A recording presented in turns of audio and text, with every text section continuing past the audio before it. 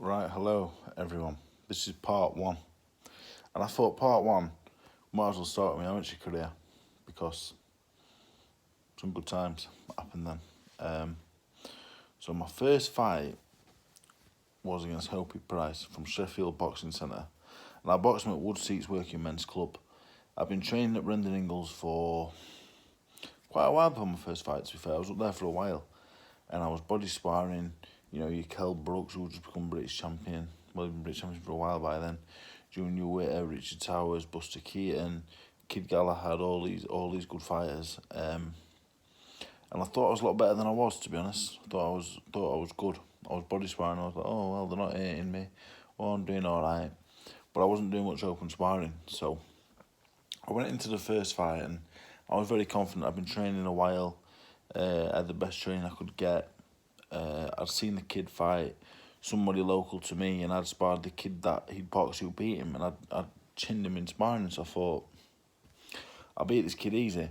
Little did I know how hard it would be. 3 2-minute rounds, the worst experience of my life. It was. The first round was the hardest thing I ever. 2 minutes felt like 30 minutes. It was really difficult. I sat down at the end of the round and I said to Val, the woman who was working the corner, I said, I didn't want to box. If my dad wasn't there, I would have pulled out in the corner because I'd never been so tired before. I was out of breath. My arms and legs were dead. All that adrenaline, it was the weirdest feeling ever. So round 2 and 3 went on. It was a terrible fight. It was a lot of hugging. Very few clean shots landed. The decision came. I won on a split decision. I looked out the ring at my dad and I thought, I'm in trouble here. My mum and dad didn't have anything, and they was paying £42 a month for a pass for me to get to the gym. And I thought, oh God, I thought this is gonna be it, over. Got out of the ring. My mum was like, I think you need to get a job, David. That was awful. And I was like, oh God. So I seen my dad and I looked at him and he went, well done, son. Like, he was kind of proud of me that I'd got in there and done it. He'd done it yourself and how hard it were. And he said, I bet you better for your second one. So we boxed the same kid again, OP again, boxed him at Shire Green where they did the Full Monty film.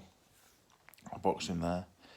I was training really hard. I was training hard for the first fight. I used to train like a demon. I was running every morning, training every night. And I was ready for it. I was hungry for it. I believed at the time that it was fitness, but I was super fit for the first fight. It was just experience. You get, the more fights you have, the more used to the crowds you get, the easier boxing becomes. Like anything, you play football every week in, week out, you become fit and you become accustomed to what you need to do. Like boxing, I could do 10 rounds with my eyes shut, but back then 3 2s was a long time. So we boxed him at Shire Green, and the first round I gave him 3 counts, but the ref dropped him and gave him 3 counts, and he came out for the second round. I caught him with the first shot. The referee stopped it straight away. It was a massive relief. I looked out at my dad and he nodded at me, and I was really happy. I was over the moon with it, as happy as I was for any fight I've ever won, before or after. So I then had a bit of time out. I was sparring, and me and Dominic Ingle got on great now, but he kicked me out of the gym and said, you're sparring open elsewhere, you can't come here. So I left. I went to Glen Rose's gym.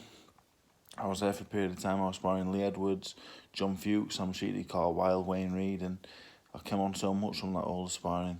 All I did was spar. It took me 7 hours to get there and back every other day, and it was too much in the end. So I left and joined my local amateur club, Doncaster Plant, and I had 8 amateur fights for them. The first one was in Hartlepool, a massive venue. It was beautiful. It had not sure what you call them, but there was people all over the place, and I watched a kid called Simon Pendleton. He only had 4 at the time, won 2, lost 2. He outweighed me by about 5 kilos. My first 2 fights was 86. I was 89 for this. He was 94. But I thought I was confident. I thought I could beat him. Me and my dad fell out by this time.